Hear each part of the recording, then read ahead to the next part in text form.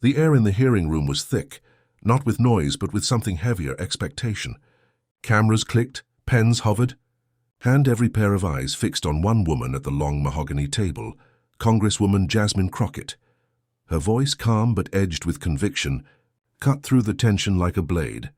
"Mr. Trump, with all due respect, the truth isn't a threat, unless you're afraid of it." For a moment, silence swallowed the room whole. Even those used to political fireworks, reporters, aides and seasoned lawmakers, seemed unsure how to react. On one side of the table sat a former president, his jaw tight, eyes flickering between defiance and disbelief. On the other, a first-term congresswoman, unshaken, staring straight through the weight of power and history. Outside, millions were watching, not through polished statements or filtered headlines, but through a raw, unedited moment. 30 seconds that would ripple far beyond Washington's marble halls. Because in those few seconds, something shifted, not just in the room, but in the story America tells itself about power, truth and accountability. You could feel it, a collective pause, the kind that happens when someone finally says what many have been thinking, but few have dared to voice. And that's where our story begins, not with a script or a speech, but with a confrontation no one saw coming. And a nation left wondering, how did we get here? Smooth transition.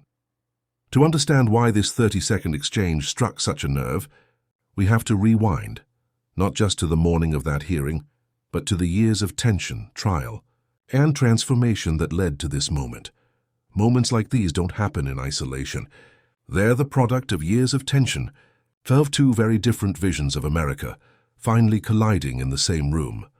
To understand what made this encounter between Jasmine Crockett and Donald Trump so electrifying, you have to see what each of them represents, not just as individuals, but as symbols in a nation still arguing with its own reflection.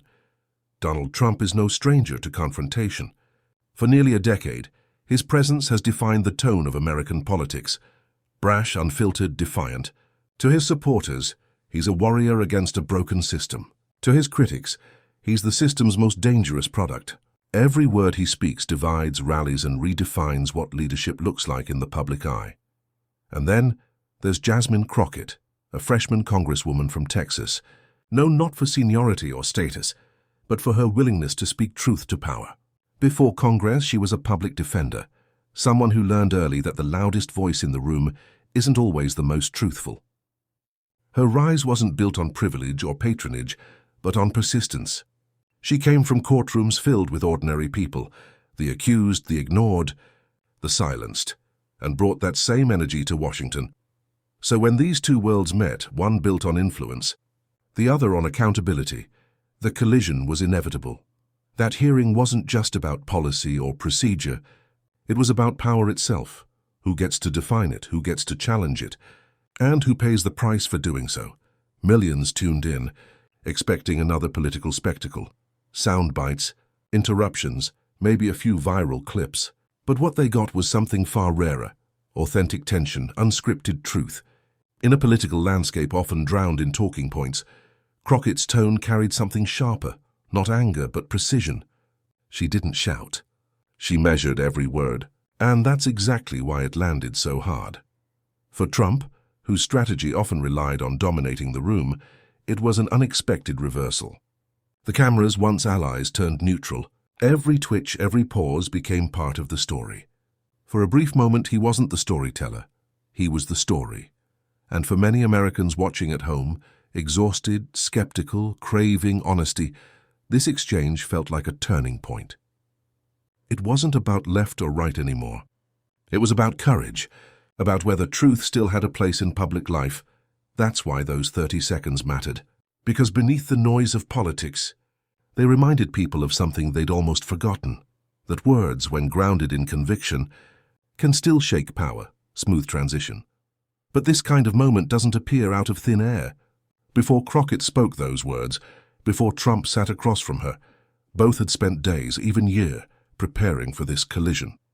Not in the same way, of course. One prepared through strategy, the other through conviction. In Washington, the air changes before a high-profile hearing. It's subtle, a nervous hum beneath the marble and carpet, a buzz of printers, whispered updates, hurried steps. Everyone feels it. even if no one says it. The morning before the confrontation, Donald Trump's team moved like a campaign machine dressed in legal armor. Advisors reviewed talking points, reshaping every word to protect their candidate from risk, while amplifying his narrative of persecution. Trump himself, surrounded by attorneys and political strategists, repeated familiar lines about witch hunts and double standards. To the outside world, it looked like confidence, the kind that borders on defiance. But inside that room there was calculation. Trump had learned over the years that perception was everything. It wasn't about convincing everyone, just enough people to believe his version of events. He wasn't coming to be questioned. He was coming to perform. Across town, Jasmine Crockett was preparing in a very different way. Her staff had gathered case notes, transcripts, and public records late into the night. But Crockett didn't rely on rehearsed sound bites. She relied on truth. She read through the evidence like a prosecutor prepping for trial, looking for inconsistencies, not just in the data, but in the story Trump had built around himself. She knew what she was walking into. The cameras, the partisan noise, the risk of being talked over or dismissed. But she also knew her strength, clarity. While others played politics, she planned to ask the kind of questions that didn't need volume to command attention. That morning, as she tied her hair back and glanced at her notes one last time, she wasn't rehearsing lines, she was steadying her heartbeat. For her, this wasn't a clash of personalities. It was about something much larger, showing that even the most powerful man in the room could still be held accountable. Meanwhile, reporters were already staking out spots near the hearing chamber. They'd seen plenty of political fireworks before, but there was a different energy this time. Social feeds buzzed with speculation. Would Trump dominate the moment as he often did? Or would someone finally stand their ground? Inside the committee room, staffers arranged nameplates, water glasses, and stacks of paper that would soon blur under the heat of television lights. One aide whispered, "It's going to be a long day." Another replied, "Or a short one, depending on who cracks first." By the time the gavel struck, both sides had already chosen their weapons. For Trump, it was presence, the force of personality, the command of spectacle. For Crockett, it was precision, the quiet power of preparation. Every glance, every pause carried weight. Even before the first question was asked, you could feel the imbalance, not of authority but of intent. Trump wanted control. Crockett wanted clarity. Only one could have both. And as the cameras began rolling, the room settled into an uneasy stillness. A nation watched, divided by politics but united by curiosity. Few could predict what would happen next. Fewer still could imagine that within half a minute, the tone of the hearing, and perhaps the public perception of power itself, would change entirely. The stage was set. Every word, every silence would now matter, and when the confrontation began, when words turned into weapons, the room would discover something unexpected, that power doesn't always belong to the loudest voice. The sound of the gavel echoed like thunder in a storm that had been waiting to break. "Committee will come to order," the chair announced, but even before the first sentence was spoken, it was clear that order was exactly what this hearing would struggle to keep. Donald Trump sat with the kind of posture that only comes from decades in front of cameras. Chin high, shoulders squared, expression unreadable. He wasn't officially the focus of the hearing, but he was its gravitational center. Every lens in the room pointed toward him, every heartbeat adjusted to his rhythm. Across from him sat Jasmine Crockett, not posturing, not playing to the cameras, simply watching. She'd been briefed, warned, even advised to tread lightly. But Crockett wasn't built for caution when truth was on trial. The chair called for opening remarks, and the air filled with speeches, rehearsed, predictable, a tug-of-war between loyalty and accountability. Then came the moment everyone was waiting for, questioning. Crockett leaned forward, microphone close, her tone even but deliberate. "Mr. Trump," she began, "you've said many times that investigations into your conduct are politically motivated. But you also swore to uphold the Constitution. Do you believe those two things can coexist? That loyalty to law is somehow disloyal to you?" The question hung there, quiet, sharp, impossible to dodge. Trump shifted slightly, his expression flickering from composure to calculation. "Look, Congresswoman," he replied, I've always been the most transparent president. Nobody has been treated worse. This whole thing—" Crockett interrupted gently, her voice still steady. "I didn't ask about how you've been treated. I asked whether you believe the law applies equally to everyone, including you." The tone changed. A few committee members turned their heads. The audience in the back leaned forward. Reporters' fingers hovered above their keyboards.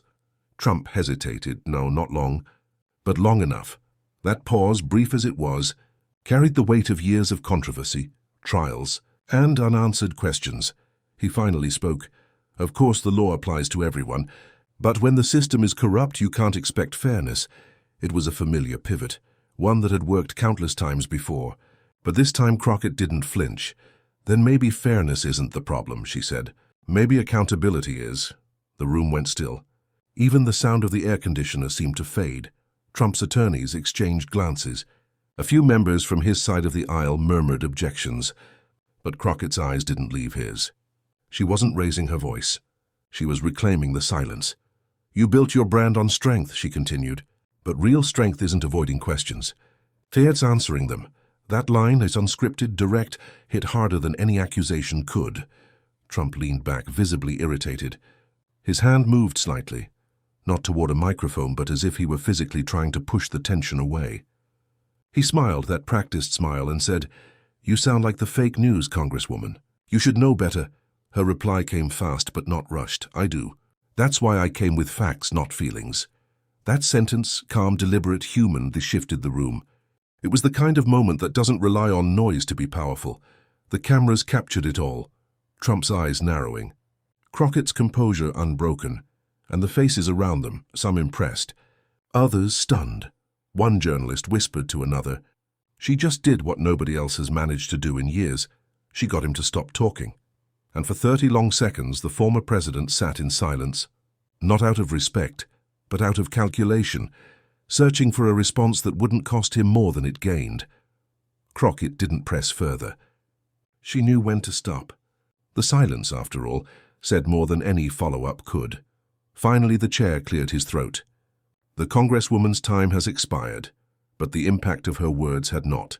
Trump adjusted his tie, leaned toward the mic, and muttered, "Disrespectful." Crockett simply replied without looking up, "No, sir. Just honest." The audience gasped quietly. Somewhere a photographer captured the image, Trump looking incredulous, Crockett calm and unflinching. Within minutes, that photo would race across social media, becoming a symbol of something larger than politics. Because what happened in that room wasn't just a clash of personalities, it was a collision between power and principle. For Trump, the exchange was another headline. For Crockett, it was a statement of purpose. She hadn't come to win an argument. She'd come to remind the public what accountability looks like when spoken aloud.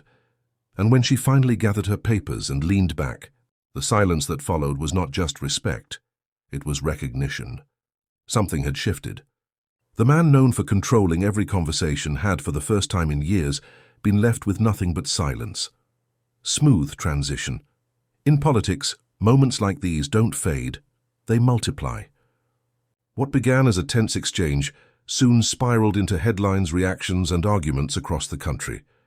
Because that brief silence wasn't just awkward, it was symbolic. It raised a question louder than any soundbite could. What happens when the power of truth finally interrupts the performance of power itself? When the gavel struck again to resume the hearing, something in the room had already changed. The atmosphere felt lighter in noise but heavier in meaning. Even the cameras seemed to zoom in more quietly, as if they too understood that what came next might matter. Trump sat back, regaining his rhythm. He'd weathered tough exchanges before. This was just another skirmish in a long political war. He smiled again, that familiar smirk that said, "I've been here before and I always win." But Crockett wasn't finished. She didn't come for a headline. She came for clarity. And clarity, she knew, came from asking the kind of question that pierces through rhetoric and lands somewhere deeper. She adjusted her microphone slightly. The movement was small, almost invisible, but everyone watching could feel the anticipation build again. "Mr. Trump," she said, "you've said the system is rigged. You've said the truth is being hidden. But here's my question. If every institution is corrupt, if every court, every journalist, every opponent is lying, then who do you believe isn't lying? It was simple, direct, unavoidable, and it hit like a thunderclap. Trump blinked. His mouth opened slightly, but no words came out at first. The question wasn't about facts or policy. It was about trust. About reality itself, Crockett continued, her tone steady but soft.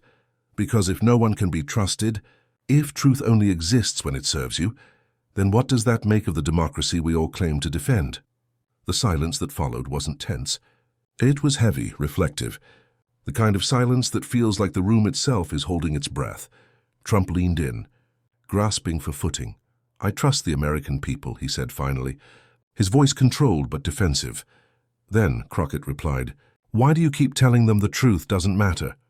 There it was, the question that changed everything, not because it humiliated him, but because it revealed something deeper, something that had lingered unspoken beneath every political fight, every rally, every accusation. It wasn't just about him. It was about what the public had been taught to believe, that truth was negotiable, and that loyalty mattered more than integrity. You could see the realization ripple across the room. Even those who disagreed with her politically couldn't deny the weight of the moment. The cameras didn't move. Nobody dared to speak. Trump looked away for a split second, just long enough for the audience to notice. His expression wasn't one of defeat, but of calculation. Still, for those brief seconds, it was clear. The narrative wasn't his anymore. Crockett had shifted the frame. She hadn't attacked him personally. She'd challenged the foundation on which his rhetoric rested, and that's why it landed so powerfully. A reporter later described it as the moment the conversation turned from politics to principle, because that's what it was, a reminder that power without truth is hollow, and that democracy depends not on who wins the argument, but on who defends honesty when it's inconvenient. Even members of the committee who had stayed quiet looked moved. Some leaned forward. Others avoided eye contact altogether.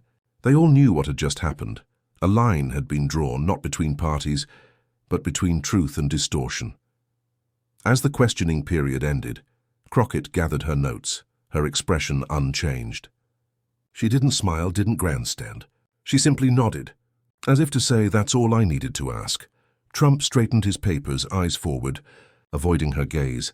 He'd faced prosecutors, journalists, and critics before, but this was different. This wasn't a fight. It was exposure, and that was the real shock of those 30 seconds. Not that someone had challenged him, but that someone had done it without raising their voice, without losing control, without fear. The hearing moved on. Other members spoke. The gavel rose and fell, but no one, not in the room, not watching from home, could unhear that question. If everyone's lying, then who do you believe isn't? That single line lingered like an echo, not just in that chamber, but across the country. Because in the end, it wasn't about one man or one hearing. It was about a truth bigger than both. That democracy only survives when truth still has someone willing to defend it. Smooth transition. But truth doesn't live in moments. It lives in consequences. And the fallout from that single exchange, 30 seconds of silence and one piercing question, would ripple far beyond the walls of that room. The next morning, Washington woke up to noise. Not the usual hum of policy chatter, but the electric buzz of something new. Every headline carried the same image: Jasmine Crockett, calm and composed, facing Donald Trump across the table. The caption varied, but the sentiment didn't. The question that stopped him cold. 30 seconds that shook the room. Clips of the exchange flooded social media before the hearing even adjourned. Within hours, millions had replayed that single moment. The pause, the silence, the line that seemed to pierce through the fog of political spin. For Trump's supporters, it was another battle in a long war against what they saw as a hostile system. They claimed Crockett was grandstanding, trying to trap him with semantics. They filled comment threads with defenses, memes, and familiar refrains about media bias. But for many others, even those who didn't always agree with Crockett politically, her words hit differently. There was something undeniably human in the way she asked that question. No anger, no rehearsed outrage, just a quiet insistence on honesty. It made people wonder when they'd last heard a politician ask something without expecting applause. Cable networks replayed the clip on a loop. Analysts dissected every second. Her tone, his expression, the 30-second silence that followed. One commentator called it a masterclass in restraint. Another said, it wasn't about winning the argument, it was about reclaiming reality. Even late-night hosts, known for satire, treated the moment with unusual gravity. She didn't shout him down, one said. She just asked him to face his own logic. And for once, he didn't have a line ready. In community centers and classrooms, the clip became discussion material. Students debated whether truth can still survive in a world saturated by performance. Professors pointed out how power often collapses, not when it's attacked, but when it's questioned calmly. Inside the Capitol, reactions were mixed. Some senior lawmakers privately admitted admiration for Crockett's composure. Others dismissed it as a lucky viral moment, but even they couldn't deny the reach. Her inbox filled with messages from constituents, teachers, veterans, nurses, thanking her for saying what they'd felt for years, that truth shouldn't depend on who's speaking. Meanwhile, Trump's camp scrambled to reframe the narrative. Statements were issued, posts went up, and interviews followed. But each attempt to control the story only amplified the original clip. Every denial seemed to reinforce the same unspoken truth, that for a brief moment, the usual playbook had failed. What made those 30 seconds echo wasn't just the confrontation itself, but the contrast it revealed. A world of constant shouting had been silenced by one calm question. A culture of deflection was met with steady curiosity, and millions watching from their living rooms saw, perhaps for the first time in a long time, what real accountability could look like when it wasn't filtered through anger. Pollsters later noted a subtle but measurable shift in public sentiment, not dramatic, but telling. A small rise in the number of Americans who said they were tired of outrage politics, a growing desire for leaders who could speak plainly and act honestly. It wasn't a revolution, but it was a ripple, and ripples, when they meet others, become waves. Because what began as a tense moment in a congressional hearing had turned into something far greater, a reminder that truth still moves people when it's spoken with conviction. Not volume, smooth transition. Still, moments fade, headlines change. But the mark of a real turning point isn't how loud it is, it's how long it lasts. And in the weeks that followed, the question wasn't just replayed, it was remembered. Now, the story turns toward reflection. What this moment means for the future, for leadership, and for the people who still believe that honesty can stand its ground. Weeks passed, but the echo of that exchange refused to fade. Not because of drama or spectacle, but because it reminded people of something politics had nearly forgotten, that truth still matters, and courage doesn't always shout. Sometimes it simply stands its ground. For Jasmine Crockett, the moment became a defining one, though she never treated it that way.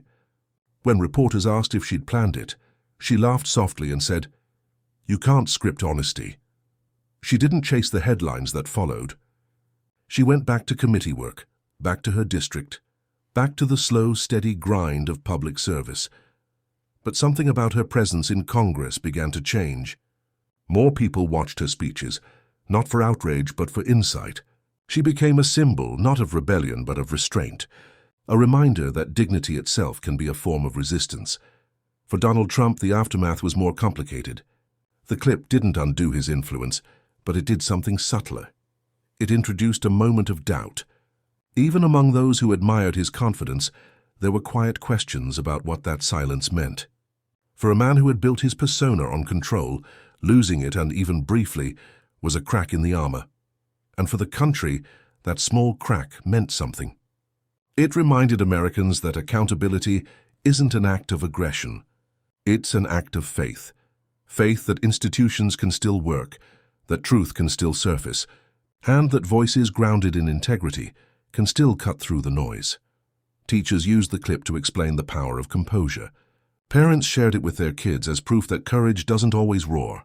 Journalists replayed it as evidence that words, when chosen carefully, can still move history a few inches closer to honesty. In the end, the legacy of that moment wasn't about who won or who lost. It was about who listened, because sometimes the most transformative thing a person can do isn't to shout the truth. It's to ask a question that leaves the world silent long enough to hear. Fayette, smooth transition, but silence never stays silent for long. It echoes, in classrooms, in conversations, in choices. And long after the headlines fade, what endures is not the confrontation, but the clarity it left behind. Time has a way of shrinking big moments into brief memories. A headline, a clip, a caption, but some moments resist that compression. They linger, not because of volume, but because of meaning. That 30-second exchange between Jasmine Crockett and Donald Trump became more than a viral soundbite. It was a mirror, reflecting the unease, the frustration, and the longing of a nation that wanted honesty without hostility. In the end, it wasn't about one politician challenging another. It was about truth standing tall without raising its voice, and maybe that's what America needed to remember, that real strength doesn't come from dominance. It comes from clarity, from conviction, from knowing when silence says more than shouting ever could. The cameras eventually turned away. The headlines moved on, but that moment stayed, replayed in classrooms, shared in living rooms, remembered in quiet conversations about what leadership should look like. And as it echoes forward, it reminds us, truth doesn't demand attention. It earns it one quiet act of courage at a time.